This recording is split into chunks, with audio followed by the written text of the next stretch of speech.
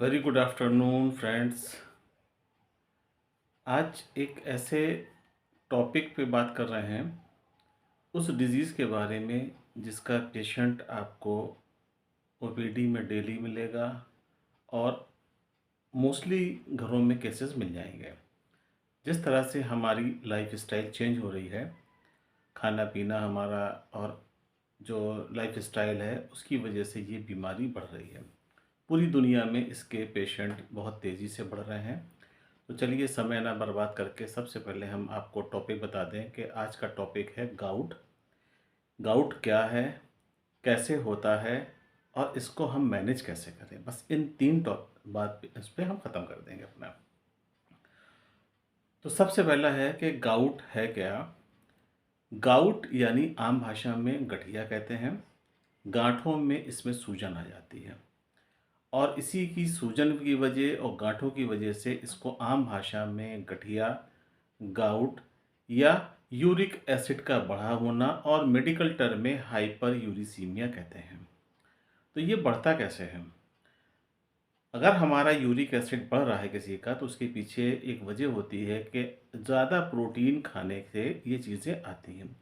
Protein जो है जब टूटता है तो वो प्यूरिन्स में आता है, प्यूरिन्स जब टूटता है वो आपका यूरिक एसिड में बदल जाता है। नॉर्मली हमारा जो यूरिक एसिड है जब प्यूरिन से टूटता है तो एक नॉर्मल लेवल तक के ये ब्लड के अंदर रहता है और किडनी इसको फिल्टर नहीं करती और ये ब्लड में पूरी बॉडी में सर्कुलेट होता है। जब इसकी मात्रा ज़्यादा हो जाती है तो किडनी इसको बाहर निकाल देती है।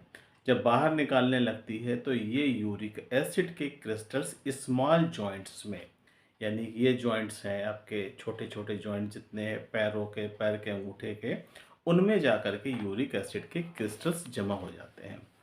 अब इसकी जो क्या क्या सिम्टम्स हैं, इसमें पेशेंट को हल्का बुखार हो सकता है, दर्द होगा, चलने में बहुत दिक्कत होगी और पेशेंट के पैर और हाथ की उंगलियां उसको बांधने में, इस तरह से मुट्ठी बांधने में बड़ी दर्द होगी।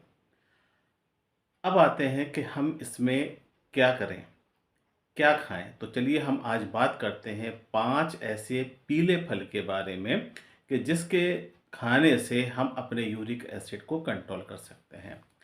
तो आइए सबसे पहले हम बात करते हैं उस पीले फल की जिसका हमारे यूरिक एसिड में और बहुत इंपॉर्टेंट रोल है। तो सबसे पहला है लेमन या नींबू।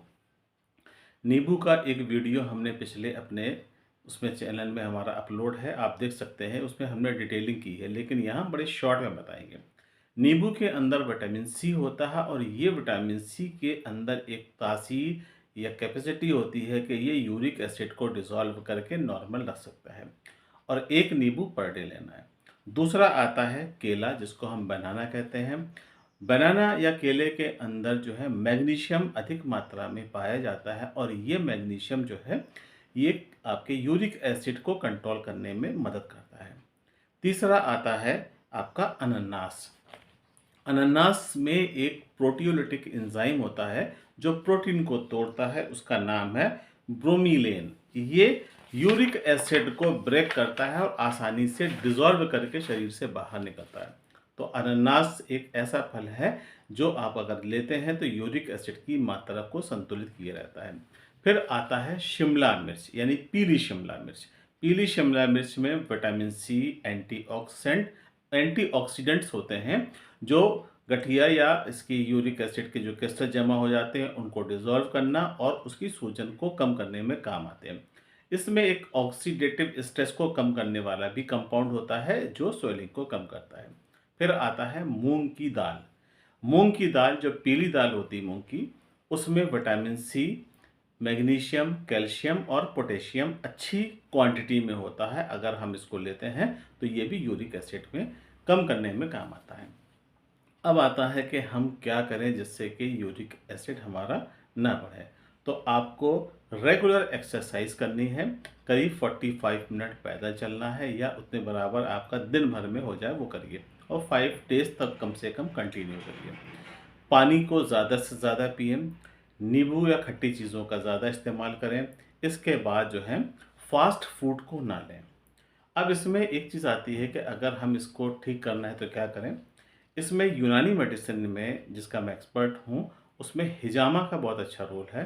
कपिंग थेरेपी या हिजामा कराते हैं तो इसमें यूरिक एसिड के कम होने की बहुत ज़्यादा उम्मीद होती है और इससे कम हो जाता है।